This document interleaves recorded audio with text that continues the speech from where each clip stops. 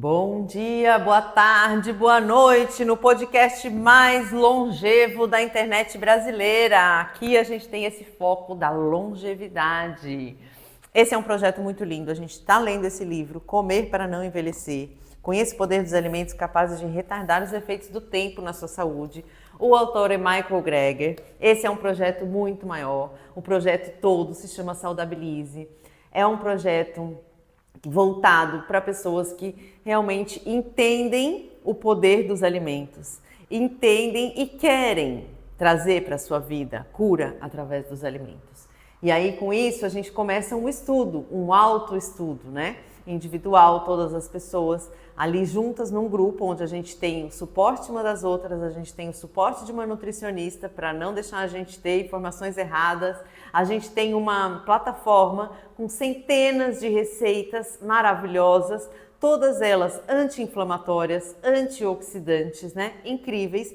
E mais, hein? Com a leitura desse livro, todas as dicas e todos os ingredientes que ele cita aqui, a gente está colocando dentro das receitas do Saudabilize. Então, quando você entra no Saudabilize hoje, você já está entrando no Comer para Não Envelhecer.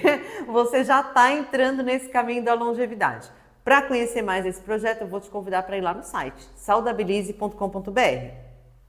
Estamos no capítulo 8, estamos numa leitura muito interessante, eu estou muito feliz o quão rápido nós estamos lendo este livro, gente. Nós estamos hoje no episódio número 19 e a página já é página 109. Olha que maravilhoso, sabe? Agora faltam só 600. Olha só, já foi um sétimo, né? Já foi um sétimo do livro. Olha que maravilhoso. Bom, então vamos lá. Vamos começar essa leitura maravilhosa hoje. Conforme envelhecemos, nós experienciamos um aumento na gordura visceral, a gordura abdominal profunda que se enrola e se infiltra nos órgãos internos, projetando-se sob a forma de barriga protuberante. O aumento da massa de gordura por si só pode contribuir para o processo de inflammaging.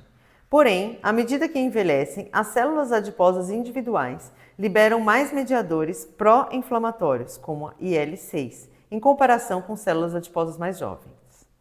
Assim, a perda de gordura corporal com restrição calórica crônica pode desempenhar um papel independentemente da indução da autofagia, embora no mesmo período pareça funcionar desproporcionalmente melhor na redução da inflamação do que a cirurgia de perda de peso. A cirurgia bariátrica, por si só, causa uma queda de cerca de 60% no excesso de peso corporal. E na proteína C reativa, ao passo que uma queda de apenas 10% no peso corporal do grupo com restrição calórica não cirúrgica foi associada a uma redução de 40% no nível do PCR. A gordura visceral não é o único local do intestino que é capaz de espalhar fatores inflamatórios. À medida que envelhecemos, nossa microbioma muda. Começamos a atacar bactérias pós-inflamatórias oportunistas, ao mesmo tempo que a permeabilidade intestinal, vazamento, aumenta, o que leva à inflamação de componentes bacterianos na corrente sanguínea. Felizmente, como veremos, todos esses fatores contribuintes para a inflammaging podem ser mediados pela dieta. O índice inflamatório dietético. Ao que tudo indica, a meta-inflamação generalizada que ocorre no decorrer da nossa vida é, em parte, a reação do sistema imunológico a muitos aspectos pouco saudáveis do cotidiano. Desde fatores ambientais como poluição causada pelo trânsito e exposição a produtos químicos tóxicos, até nossas escolhas diárias de estilo de vida, as quais incluem fatores como cigarro, sono, estresse crônico e nível de atividade física. No entanto, nós podemos induzir em nosso corpo várias vezes ao dia, toda vez que comemos, o principal fator de doença crônica meta-inflamatória. E como saber se um alimento é pró-inflamatório ou anti-inflamatório? Bom, isso é simples. Basta observarmos o que acontece com os níveis de proteína C reativa e outros marcadores de inflamação depois que alguém ingere o alimento em questão. Ao fazer isso, podemos também avaliar o impacto de nutrientes individuais, de alimentos integrais, de refeições ou de padrões alimentares completos. Pesquisadores analisaram milhares de experimentos desse tipo e desenvolveram um sistema de pontuação chamado Índice Inflamatório Dietético, IID. Trata-se de uma ferramenta bem simples. Quanto mais alimentos pró-inflamatórios ingerimos diariamente, maior será a pontuação. E quanto mais alimentos anti-inflamatórios comemos, menor será a pontuação. Nosso objetivo é, em geral, uma pontuação negativa, a qual podemos alcançar ingerindo mais alimentos anti-inflamatórios do que pró-inflamatórios. Em outras palavras, uma dieta anti-inflamatória. Em geral, constatou-se que componentes de produtos de origem animal e alimentos processados como gordura saturada, gordura trans e colesterol são pró-inflamatórios, enquanto os constituintes de alimentos vegetais integrais como fibras e fitonutrientes relevaram-se fortemente anti-inflamatórios. Não deveriam ser uma surpresa, portanto, que a dieta norte-americana padrão seja considerada pró-inflamatória. Esse fenômeno atingiu um ápice no início da febre da dieta Atkins, mas o problema persiste e as elevadas taxas de doença são prova disso. Pontuações mais altas no índice inflamatório dietético têm sido associadas à invalidez e ao comprometimento da função renal, pulmonar e hepática, e ainda há um maior risco na doença cardiovascular. Os indivíduos cuja alimentação se baseia em dietas mais inflamatórias também parecem apresentar um envelhecimento mais rápido em nível celular. No caso específico dos idosos, as dietas pró-inflamatórias estão associadas ao desenvolvimento da síndrome de fragilidade e ao aumento do risco de quedas. As dietas pró-inflamatórias não afetam apenas a saúde física. Uma revisão recente concluiu que todos os estudos que analisaram o índice inflamatório dietético e o desempenho cognitivo constataram que as dietas com maior potencial inflamatório estavam ligadas a problemas de memória e disfunção cognitiva. Elas também foram vinculadas a um estado pior de saúde mental, havendo uma conexão com as taxas mais elevadas de depressão, ansiedade e prejuízos ao bem-estar, bem como uma piora na qualidade do sono. E quanto ao câncer? O consumo de mais alimentos pró-inflamatórios tem sido associado ao maior risco de câncer de próstata, de mama e de endométrio e de ovário. Ademais, pontuações mais altas no índice inflamatório dietético também estão relacionadas a um risco aumentado de câncer de esôfago, de estômago, de fígado, de pâncreas, de colo retal, de rim, de bexiga, bem como linfoma não Hodgkin. Em termos gerais, a alimentação baseada em uma dieta mais inflamatória tem sido associada a um aumento de 75% nas probabilidades de uma pessoa ter câncer e um aumento de 67% no risco de morrer em decorrência desse câncer. Não surpreendente de indivíduos que seguem dietas mais anti-inflamatórias parecem viver uma vida mais longeva, com menos déficit funcional. A meta-análise de uma dezena de estudos de coorte em que populações são acompanhadas ao longo do tempo, demonstrou que os indivíduos com pontuação no limite superior do índice inflamatório dietético tinham um risco 23% maior de morrer de forma prematura em comparação com aqueles no limite inferior. Aí tem um quadrinho cinza. Se você remexer, você tem que remexer muito, muito, muito. Uma vida inteira correndo por vontade própria em rodas de exercícios reduz a inflamação em camundongos, mas quando estamos falando de homens e mulheres, os mais de 20 estudos de intervenção com grupos controle acerca do efeito de exercícios na inflamação dos adultos mais velhos demonstraram, de forma consistente, um efeito anti-inflamatório benéfico. Os níveis de L6 em idosos ativos podem ser 30% mais baixos do que indivíduos sedentários com a mesma idade. Infelizmente, quase 8 em cada 10 alunos norte-americanos não cumprem as diretrizes nacionais de atividades físicas. Alimentos pró-inflamatórios. Os componentes alimentares tidos como mais pró-inflamatórios são a gordura saturada e a gordura trans. Nos Estados Unidos, as 5 principais fontes de gordura saturada são, sobretudo, queijo, incluindo pizza, sobremesas como bolos e sorvetes, pratos à base de frango, carne de porco e depois hambúrgueres. Com a proibição da adição de gordura trans, as únicas fontes restantes no suprimento de alimentos são pequenas quantidades encontradas naturalmente na carne e nos laticínios, o que é criado durante o refinamento dos óleos vegetais. Como reduzir a sua exposição à endotoxina? Os efeitos inflamatórios da gordura saturada podem se manifestar após uma única refeição.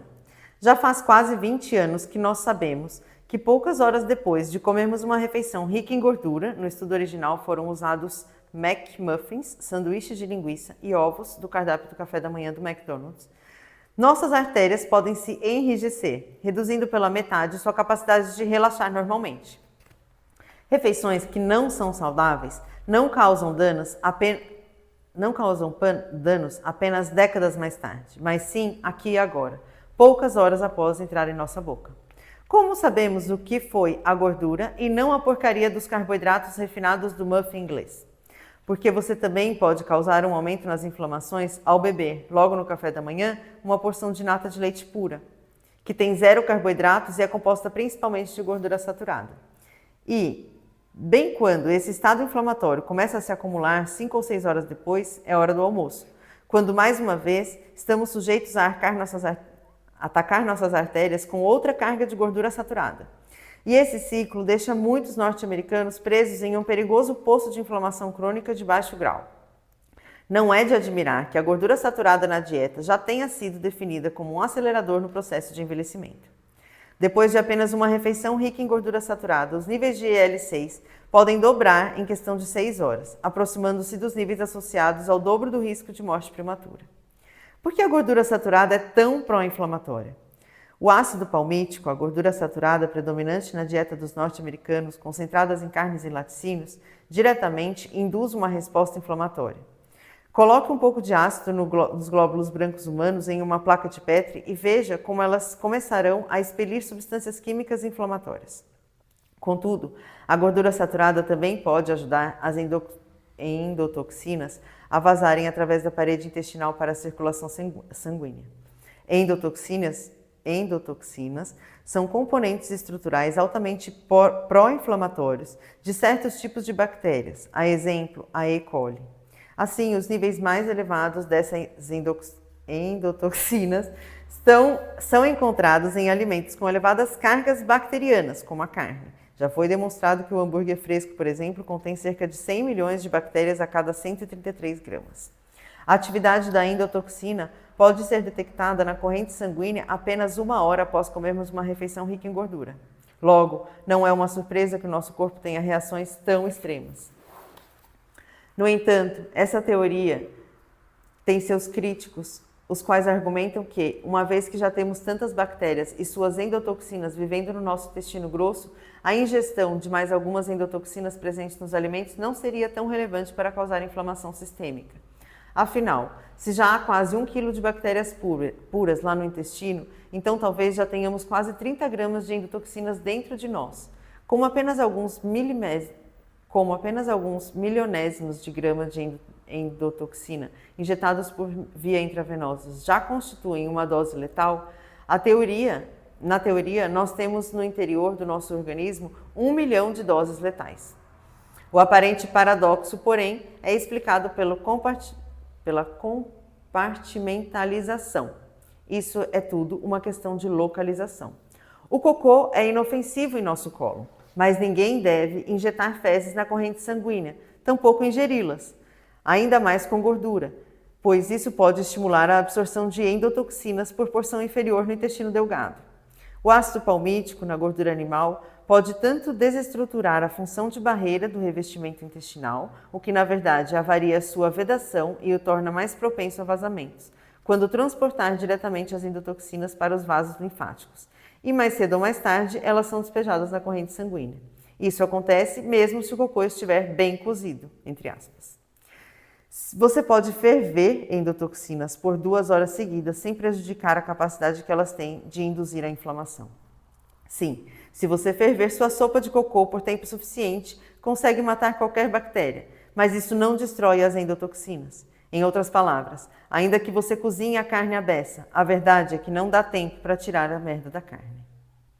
Ironicamente, mesmo quando os trabalhadores dos matadouros cortam a carne onde há contaminação fecal visível, o que pode ocorrer durante o trato digestivo do animal é rompido durante o processo de quando o trato intestinal do animal é rompido durante o processo de evisceração. Essa redução pode levar a um aumento de certas bactérias fecais, o que acredita-se é causado pela contaminação cruzada entre uma carcaça e outra. Então, mesmo quando a carne é devidamente armazenada em refrigeração, as endotoxinas começam a se acumular junto ao crescimento bacteriano. Aí tem uma caixinha daquela cinza, com a faca na mão. Os níveis mais elevados de endotoxina foram encontrados na carne e nos laticínios, já os níveis mais baixos em frutas e vegetais frescos, mas o teste foi feito em frutas e vegetais inteiros. A maioria dos organismos decompositores não consegue penetrar a barreira superficial da planta para depois estragar seus tecidos internos. E é por isso que frutas e vegetais aguentam ficar por pomares e nas hortas o dia todo sob o sol quente. Porém, uma vez que as frutas e vegetais são abertos, as bactérias têm acesso aos tecidos internos. Eles podem começar a estragar em questão de dias. O que isso significa para os vegetais pré-cortados e vendidos nos supermercados para sua maior conveniência? Assista o vídeo para obter mais detalhes. Em resumo, os vegetais pré-cortados refrigerados, nos vegetais pré-cortados refrigerados, as endotoxinas podem se acumular a ponto de neutralizarem os benefícios anti-inflamatórios desses alimentos. Assim como nos estudos sobre carne, ovos e laticínios, os vegetais pré-cortados não causaram inflamação, mas aparentemente extinguiram alguns dos efeitos anti-inflamatórios originais. Ainda é melhor comer vegetais pré-picados do que vegetal nenhum, mas empunhar a faca e picar você mesmo seus próprios vegetais pode ser a opção mais saudável. Gente, hoje eu vou parar por aqui. A gente volta na segunda-feira com o restante desse capítulo. A gente vai entrar agora numa parte que chama Enfraqueça o surto das endotoxinas. Mas como a gente tem um compromisso aqui de ler 15 minutos por dia, às vezes a gente para assim no meio do assunto mesmo. Então, estou muito feliz, cara, com a leitura desse livro, assim, de verdade, trazendo muita informação e fico muito feliz cada vez que ele me traz mais dados sobre a não necessidade da carne vermelha, sobre o quanto a carne vermelha, a carne branca, quantos produtos de origem animal trazem inflamação para o corpo, né? A gente já está nesse caminho, eu já sou vegana desde 2017, a minha turma toda ali do Saudabilize, todas as minhas saudabilindas, já estamos nesse caminho, né?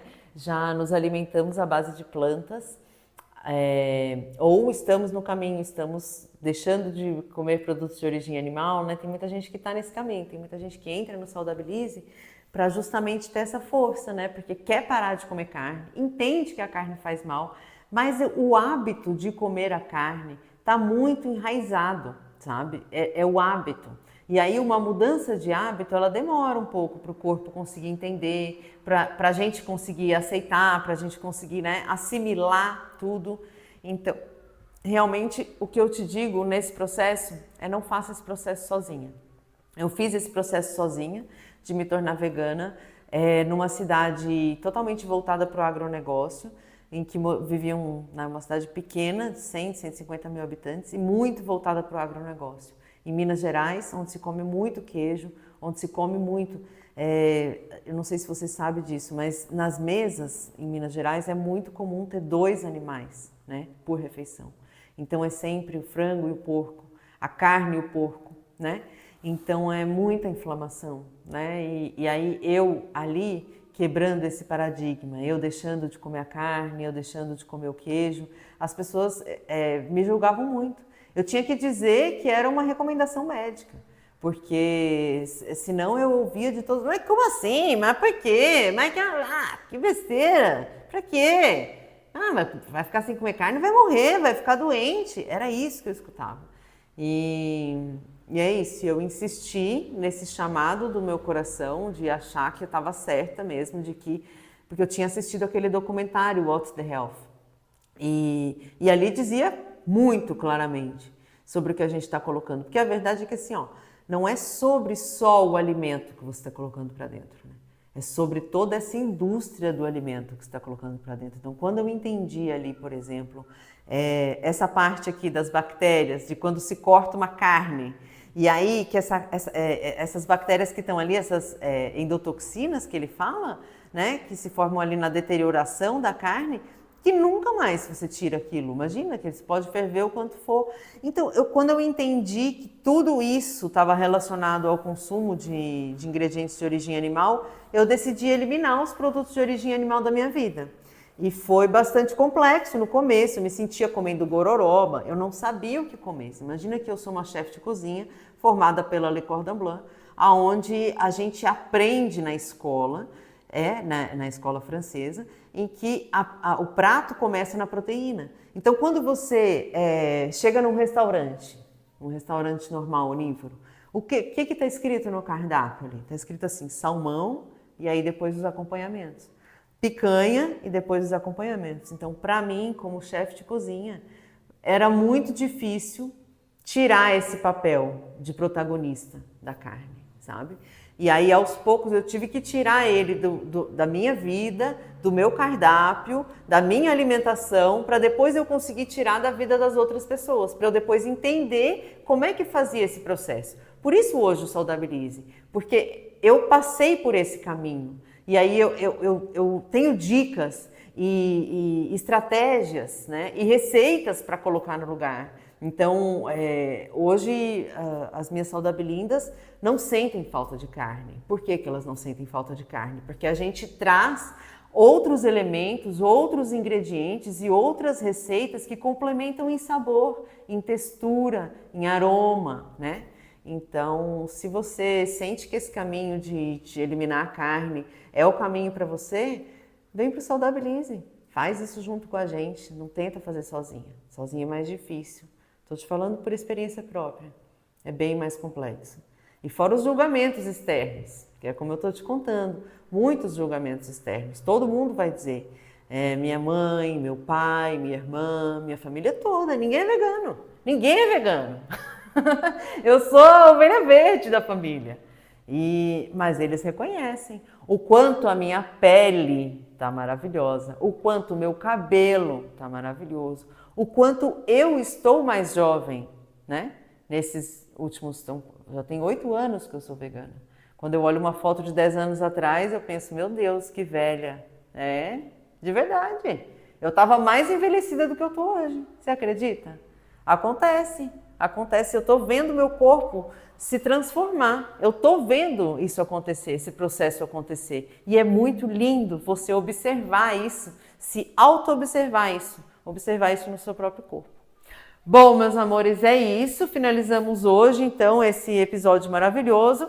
E eu espero vocês na segunda-feira para a gente continuar essa leitura maravilhosa. Um beijo, bom final de semana.